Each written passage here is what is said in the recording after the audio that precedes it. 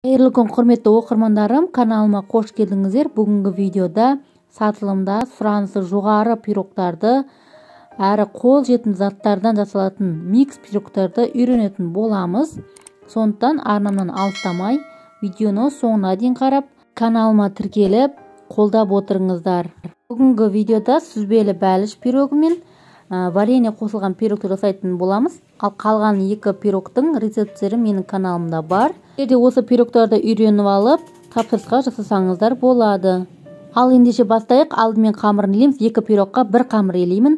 Бұл жерде бәрін таразымен өлшеп, сары май және 20% қаймақ, үстіне құмшекер, 2 жұмыртқа салып, осыларды жақсылап миксермен араластырып, біркелкі масса болғанша жасаймыз.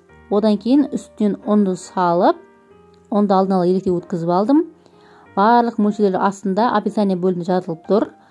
Ұнның үстіне 2 шай қасық қамыр қопсылғыш салып, осыларды жақсылап қолмен жұмсақ қамыр илеп шығамыз. Ұнды аз-аздан салып отырып, жұмсақ қамыр илейміз. Енді осы қамырды теңдей етіп 2 бөлікке бөліп алдық. 2 пирогқа оны таразының көмегімен бірдей етіп бөліп алсаңыздар болады. Екеуін домалақ етіп илеп, бір пирогтың қамырын уақытша пакетке салып қоямыз. Бірінші сүзбелі бәліш пирогын дайындаймыз. Оның қамырын 2-ге бөліп, бірі кішілеу, екінші үлкендеу етіп илейміз. Кіші бөлігі бетіне кетеді, үлкен бөлігін астына жібереміз. Табаны жақсылап майлап, осы табаға жайып шығамыз. Мендегі табаның мөлшері размері 24, жаны кішілеу, бортиктері кішілеу осындай таба. Осының үстіне жақсылап жайып алдық. Енді осының салмасын дайындаймыз. Салмасына творог, қант және 1 жұмыртқа және 1 ас қасық қаймақ, 20% қаймақты қолдандым. Осыларды жақсылап миксермен не болмаса блендермен езіп аламыз. Содан кейін жаңағы қамырдың үстіне жақсылап құйып, бір келкетіп орналастырып аламыз.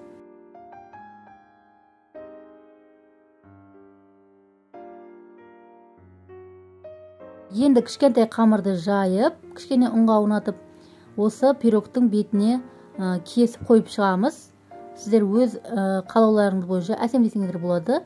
Мен осылай кесіп, сетка тәрізді етіп қойып шықтым. Видеода көрсетілгендей етіп жасасаңыздар болады.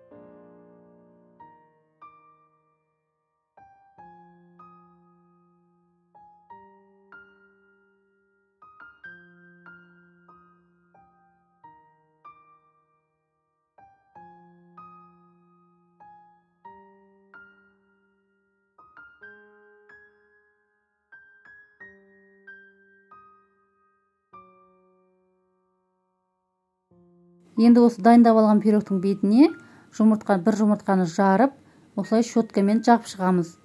Содан кейін пешті алдын ала қыздырып қоямыз. 180 градусқа 40-45 минутқа пісіріп аламыз. Енді екінші пирогты дайындаймыз. Оны дәл солай бірі кішілеу, екінші үлкендеу бөлікке бөліп, кіші бөлігін табаның астына жібереміз. Табаның астына пергамент төсеп, осылай жайып шықтым. Бұл табаның да размері менде 24. Мінеки жайып алдық. Жақсылап шаншқымен бір шаншқылап. Енді салмасын дайындаймыз. Салмасына мен малина қосылған вареньені қолдандым. Бұның суы көптеу болғандықтан осылай ситамен суын сүзіп алдым. Тек қоюын қолдандық пирогтың бетіне.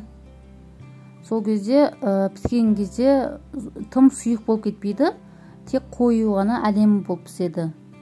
Үйдегі бар кез келген осындай вареньені алып осылай жасасаңыздар болады.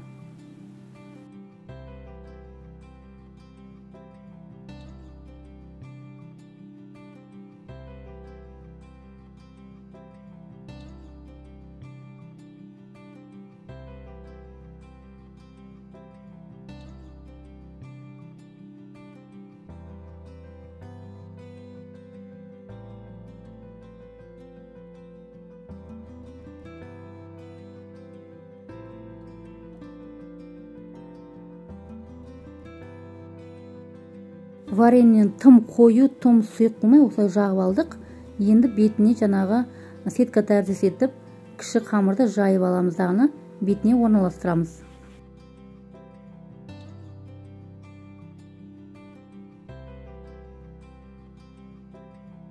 Осылай кескішпен кесіп, тура жаңағы алдындағы пирогтағыдай етіп жасап шығамыз. Түсінбеген жерлеріңіз болса, астында комментарий бөліміне сұрақтарыңызды қойып кетсеңіздер болады. Осы екі пирогтан басқа сметанник пен шоколадты пирогтардың рецепттерін осы видеолардан көре аласыздар. Астына сілтеме тастап кетемін. Сол жерден де өтіп көруге болады.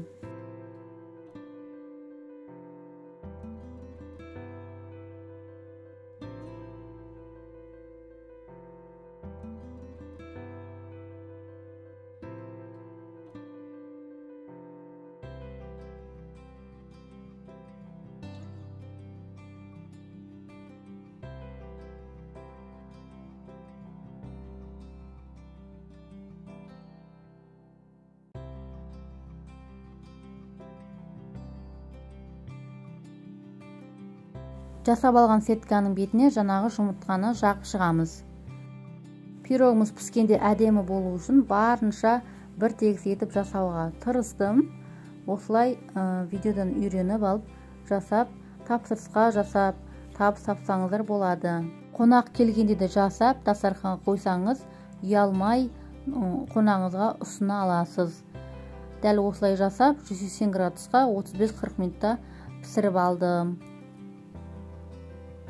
Мінеки пирогтарымыз дайын болып шықты. Жақсылап суытамыз. Одан кейін барып кесіп көреміз. Бетіне қант ұнтағын сепсеңіздер де әдемі болып шығады.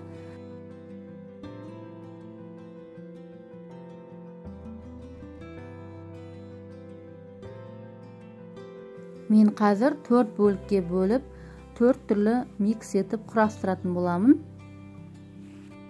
Сүзбелі бәліш пирогтың іші осылай болып шықты. Қамыры өте жұмсақ, үгітілмелі болып шығады. Жасап көріңіздер, сіздер де еш өкінбейсіздер. Өзім үнемі тапсырысқа жасап, клиенттерге ұсынамын. Олар да өте риза.